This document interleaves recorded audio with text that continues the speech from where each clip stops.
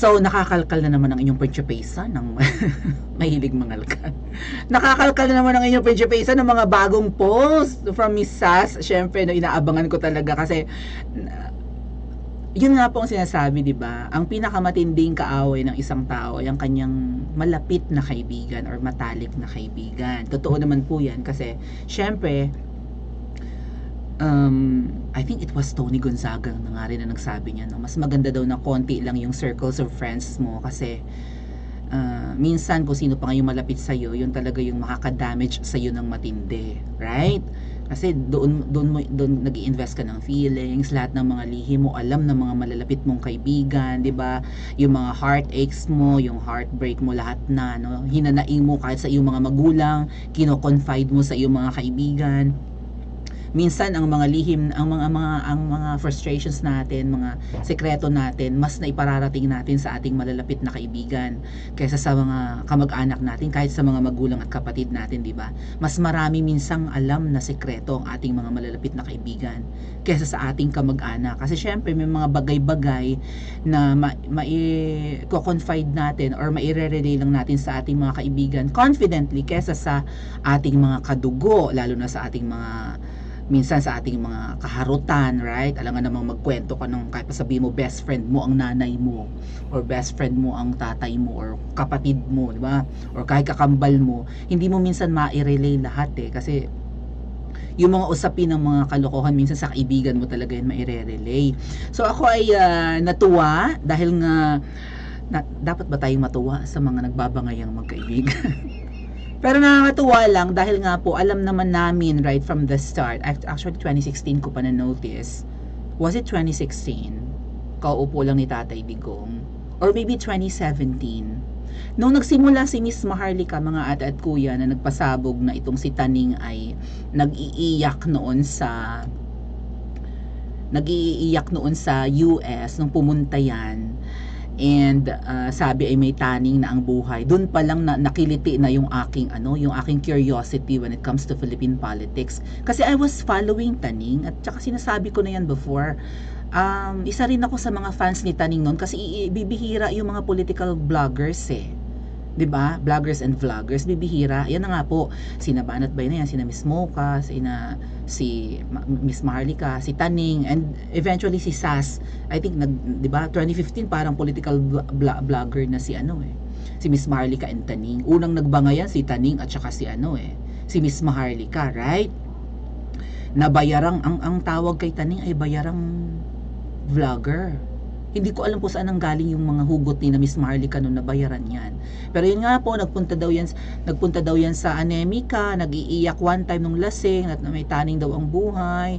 Awa naman daw yung mga Filipino community in anemika, nagbigay daw, nag-ambag-ambagan daw yata, nagpatak-patak ng $100, may nagbigay ng mas malalaking amount, no, para lang nakakaawa naman daw. Gusto lang naman daw niya na 'di ba? Gusto lang naman daw niya na matulungan ang kanya, sabi ni Taning daw nung nag-iiyak. Sayang at dinilit na yata niya yung kanyang live na yun. Wala daw yatang nakapag-save kasi hindi naman uso mga panahon like 2016, right? 2016, 2017, hindi naman uso dun yung sabihin mo yung mga screen capture, screen recording. Ngayon lang yan na kapag ka ikaw ay may mga, 'di ba? Kahit nga yung conversation nasa screenshot. Pero nung mga maaga-aga noon, panahon ni Tatay Digong nagsisimula pa lang, hindi pa uso noon yung mga screen recording na yan or downloading of video. Pwede ka mag-download pero hindi mo naman may imagine na magagamit nyo yun kay Taning or nagsisinungaling si Taning nung mga panahon na yun. Okay, mag-like kayo dyan, mga ate at kuya. So, one time nung napanood ko nga yung vlog ni Miss Maharlika na sinabi niya yatang bayarang vlogger si Taning. Alam ko na kung bakit ako kumampi nun, kung bakit ako na-imbure na kay Taning din noon. Kasi winawarla niya si Miss Mocha, minumura niya ay kababaeng tao. Tapos, 'di ba, pro Tatay Digong nga si Miss Mocha, no, minumura niya si Miss Mocha. Tinatawag niya yatang tanga or something or basta may warla noon ay nag-side ako kay Miss Mocha, 'di ba? Ganun yun Doon din ako nakilala ng mga matatagal ng Mawinians. Sabi ko, bakit minumura nito si Miss Mocha ay kababaeng tao tapos katiwa-tiwala naman yata si Miss Mocha at appointee nga ni PRRD. Sabi ko, ano ba tong Taning na ito? Tapos nag-vlog na nga si Miss Maharlika. So parang naging kakampi ni Miss Maharlika naging kakampi ni Nabanat Bay at ni Mocha si Miss Maharlika. Sabi ko, Taning, ano 'tong sinasabi ni ni Miss Maharlika na bayaran ka daw na vlogger? Nag-comment ako sa comment section ng page ni Taning noon. Binlock ako ni Taning. Lahat ng bumabatikos kay Taning, parang habit naman niya yan eh. Lahat ng bumabatikos sa kanya or nagki-criticize sa kanya ng mga ordinaryong followers, binablock niya, binaban niya sa kanyang page. So ay nagpanting ang tenga ko ng mga ate at kuya. Sino lang ba naman ako? Hindi pa naman ako vlogger noong mga time na yon, di ba? Isa lang akong netizen na curious sa Philippine politics. Ay kaya naman nakaka-excite ang politics ng Pilipinas noon dahil nga po sa doon din ako lalong nakiliti nung 'di ba nung mga presidential debate nung 2016 elections na talagang nilamo ng buong-buo ni Tatay Digong si Marimar Rojas. Si Mar Rojas noon ang strong contender. Tatay Digong noon medyo lang medyo low key kasi mayor nga ng Davao. Nag-shine ng bonggang-bongga si Tatay Digong nung presidential debate. Magaling pala sa debate si PRRT. Ay, kung makikita nyo noon yung mga motorcade, mga caravan ni Marojas, grabe, puro artista ang sumasama, di ba? Yan, sina Catherine Bernardo, sina Daniel Padilla, sina Chris Aquino, syempre, dilawan si Chris dilawan si Marojas. Susunod na magtutuloy ng tuwad na daan ni Ninoy noon ay si Marojas. Ay grabe ang motorcade ni Marojas noong 2016 mga ate at kuya. Talagang pabulosa. Pagka dumaan ang dilawan caravan, talagang ay ang mga tao ganun noong panahon, and then tinalbugan lang ng Unity caravan itong last year lang. Pero hindi ko sukat akalain na another budol na naman. So akala namin ang mamamayagpag noon si Mar Rojas kasi ang lakas ng support ni Mar Rojas. Lahat ng artista halos ng ABS-CBN na kay Mar Rojas. Mabuti na lang, 'di ba, nahalata ng mga Pilipino na it was not Mar Rojas na magiging magaling na presidente. It was Tatay Digong. Ay, salamat, kahit may smart magic si Tatay Digong ang umubra. So yan na nga po, may bangay-bangay yan. Mukhang si Taning ay mukhang dilawan ba yan si Taning? Malay ko. Anyway, bago tayo lumayo, eto yung mga post ni Miss Sas laban na naman kay Taning at talagang, kasi si Taning ngayon ang pinaka-prominente. And hindi nga po nagsucceed si Taning sa kanyang desire in the past na ma-penetrate ang administrasyon ni Tatay Digong. Ngayon nagsucceed siya. Di ba nag-apply si Taning ng posisyon sa sa DFA? Kay Cayetano noon, di ba? Senator Cayetano. Speaker Cayetano dati na senador na ngayon. Parang wala ko naririnig kay Senator Cayetano ngayon Si Alan Peter Cayetano, wala ko naririnig sa kanya ngayon. Ay di ba matinding kaawayan ni PBBM ng 2016 elections? Grabe niya balahurain si Kuting noon. Ngayon bait-bait ni ni Speaker Cayetano. Naku, minsan talaga yung mga magkakaaway, nagkakalukuhan na Tingnan nyo na lang si Marojas kasama ni Kuting kahapon, di ba? Nagkakalokohan na talaga. Kunwari nag-aaway sila, yung pala magkakaibigan. Ay, talagang budol match. Ang daing budol.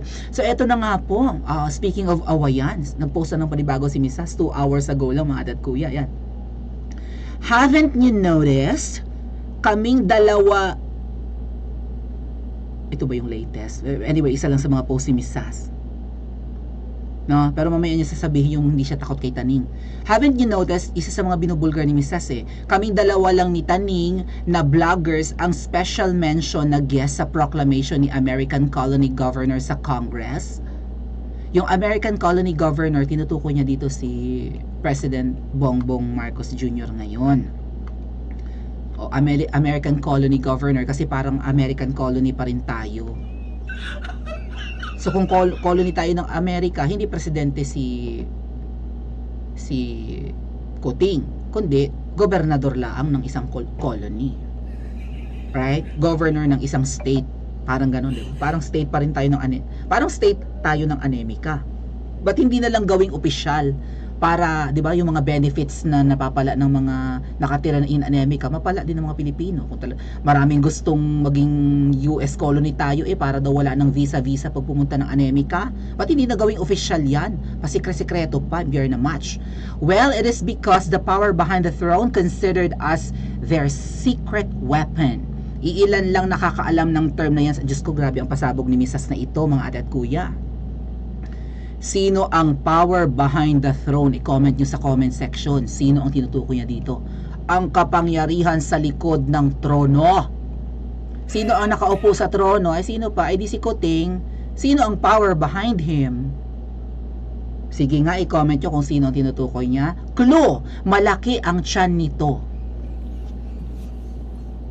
So alam daw ito nung malaki ang tiyan na ang mga vloggers or political vloggers na katulad ni Sas at ni Taning ang secret weapon ni Kuting. Kaya nagtagumpay si Kuting nung nakaraang elections. Hindi pa na-mention dito si Miss Maharlika, dating supporter si Miss Maharlika. 'Di ba? Nang 400 tayo mahigit ang likes ba? Madadagdagan pa? So, shinare ni Miss Sas itong post ng GMA. Sina RJ Nieto, Sas Sasot, Benher Abalos, Anthony Lagdameo. Yung asawa ni Don Zulueta.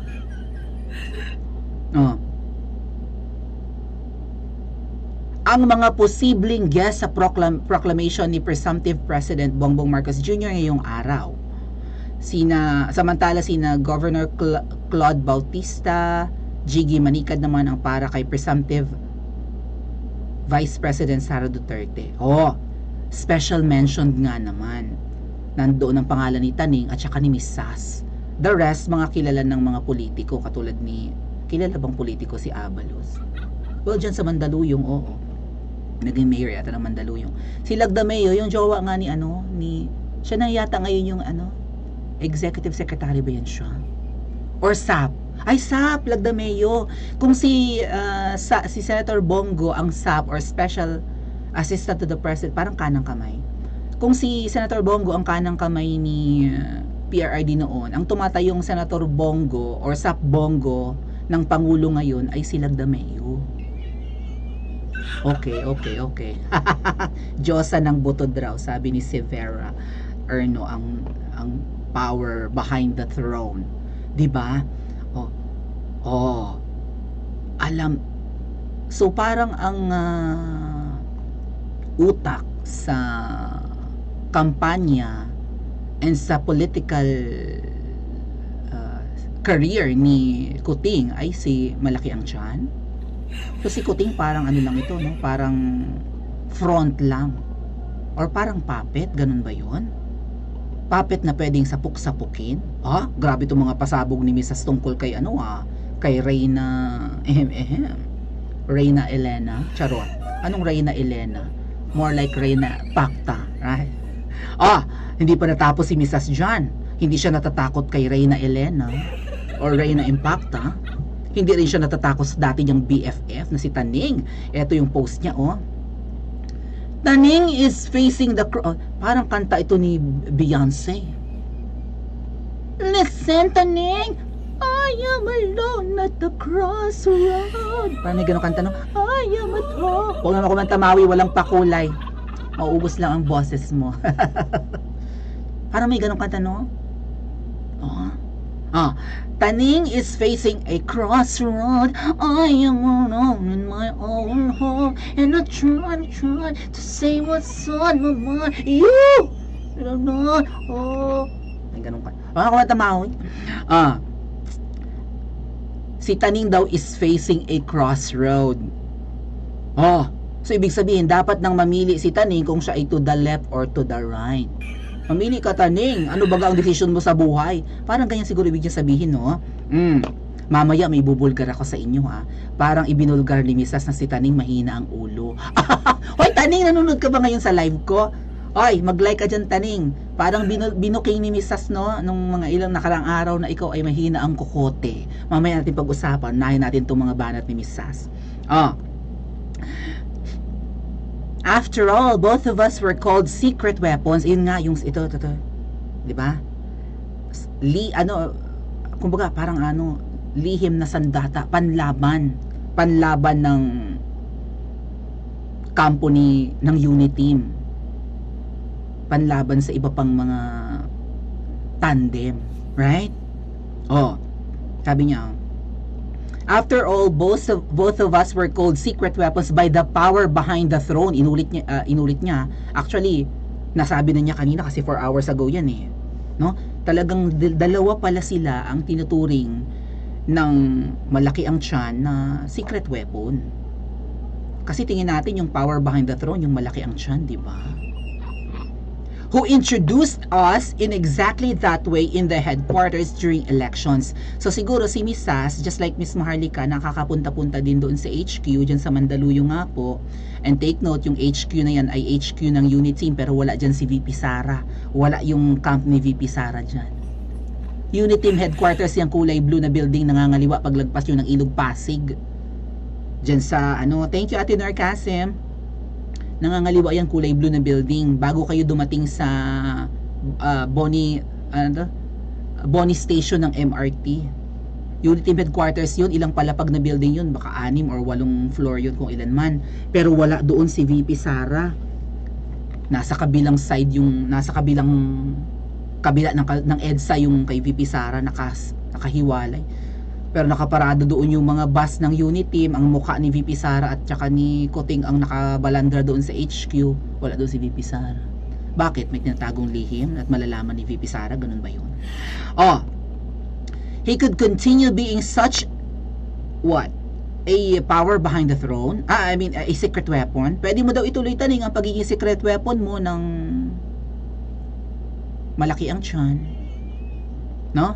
And thus destroy anyone against the powers that be by using the platform he was able to build because of presenting himself to the public as a patriot. Pwede mo daw piliin pa rin taning na maging secret weapon ng malaki ang tiyan. Gamitin mo lang itong platform, no? Siguro nga itong Facebook at saka YouTube. Dahil pinipresent mo sa taong bayan at sa mga followers mo na ikaw ay makabayan. DH ng mga DH, taga-silbi ng mga tagapagsilbi. So ikaw yung aliping sagigilid ng aliping na mamahay. Kumbaga ang pinoportray ni Taning siya ay kumbaga ay atsay ng mga atsay nga. 'Di ba? Biro mo ang katulong, may katulong pa pala. So bababang uri, basahang-basahan, kumbaga. Tagapagsilbi lang ng mga naninilbihan, something like that. Pero totoo baga ang mga sinasabi ni Taning? Grabe ngayon, ang DH ng mga DH ay sa UK nag-aaral. Sana all. Or Taning, mamili ka ng talagang mga tatahakin mo, face the light and speak the unspeakable truth and become the one he claimed to be for 6 years. 6 years na kiniklaim ni Taning na siya ay makabayan. So mamili ka, Taning, sabi ni Miss Sass. Maging secret weapon ka pa rin ng sinasamba mong malaki ang tiyan, o patunayan mo sa taong bayan na ikaw ay para talaga sa bayan. Diba? Ibulgar mo na, ihayag mo na ang lihim ng malaki ang tiyan na yan. For sure, kung may alam si Miss Maharlika through mga puting ahas, kung si Sass may alam tungkol sa kung ano-ano pa man, si Attorney Glenchong may alam sa kung ano ang ginawa nila last summer, meeting with the execs of Smart Magic, lalo ka na Taning. Ikaw ay anak-anakan, di ba? Mas marami kang alam sa 3 kong nabanggit kung tutuusin. You're at the crossroads. Tapos ang palusot mo ngayon, kunwari ay hindi na ako magbo-vlog sa politics kasi busy ako sa pag-aaral. Di ba? Kakaloka. Pero sinabi ni Miss Sass, I am not afraid of you, Taning. Yan daw, one thing is certain. Hindi takot si Miss Sass sa'yo. So siguro may nakakarating kay Miss Sass na ano kaya mga nakakarating sa kanya, no? Nagagamitin si Taning na ay oo nga pala, ginagamit na, 'di ba? Itong mga pagbubulgar na si Miss Sass ay tumanggap ng 200k na payment, right? Being a consultant yata ni Papshi. Di ba pinalalabas ni Taning na may allowance si Miss Sass? 200k ba yun? Buwan-buwan? At sabi ni Miss Sass, hindi, bayad yun sa kanya as consultation fee yata para malaman ni Kuting yung mga tungkol sa foreign relations, ganun. Ginagamit pala si Taning as secret weapon pa rin ng kasalukuyang maimpluwensyang couple. That's all. Pero kahit ano, kung ano man ang alam laban ni Taning, laban kay Sas, dahil magkaibigan yung dalawa, like mga 2017, naging magkaibigan na yung mga yan. Hindi daw takot si Miss Sas kay Taning. Baka ikaw pa nga dapat ang matakot, Taning, kay Miss Sas. Marami din siyang alam sa'yo. Nag-exchange naman kayo. Marami kang mga chinuchucho, di ba? May chinucho ka pa nga daw na may malubhang sakit si malaki ang at nakuha sa orgy or something, jugjugan thingy. Mas chismoso ka, mas madaldal ka kaysa kay Misa. Si Misas mukhang marunong din namang mag-zip ng kanyang bibig paminsan-minsan, no? Ay si Taning talaga, wag kang maingay, Neng, ha? Atin-atin lang to, Neng. Wag mo kwento sa iba. Marami siyang mga ganap-ganap daw, sabi ni Miss Sas, di ba? So, sino ang dapat matakot sa kung sino man? Si Taning kay Sas or si Sas kay Taning? I-comment nyo po sa comment section at mag-like and subscribe din po kayo.